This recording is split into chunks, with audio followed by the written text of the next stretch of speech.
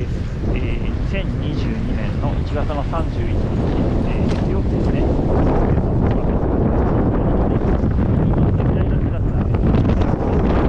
れちょっと僕らのロッドリフト止まりそうだなっていうぐらい強風なんですが、今お昼ぐらいですかね、時間ね。リーベンスラロームの方に出て、ちょっとリーベンを、かっ飛ばしてみようかなと思います。かなり天気がいいので、景色いいかな。ただすごい強烈に寒いですね、今日ね。はい。リーベン小屋ぐらいは、リーベン小屋ぐらいまで滑って、ここでご飯でも食べましょうかね。はい。じゃあ行ってみます。いや、人が少ないので、コースがまだあんまり荒れてなくて、スピードはしやすいですね。はい。めっちゃ気持ちいい。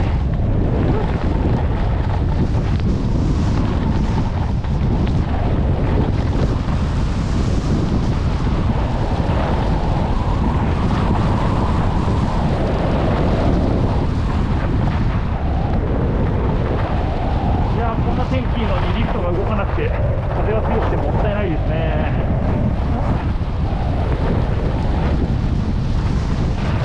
せめてリーベンクワットだけでも止まらないで動き続けてほしい。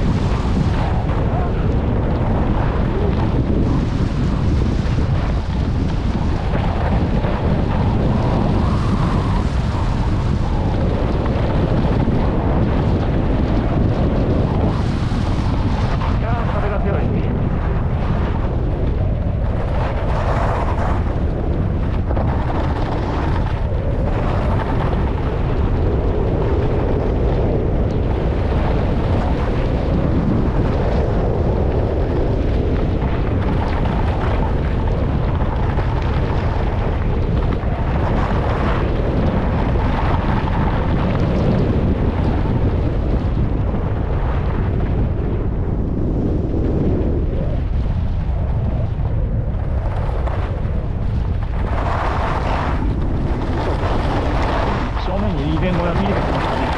これお昼食べようかな。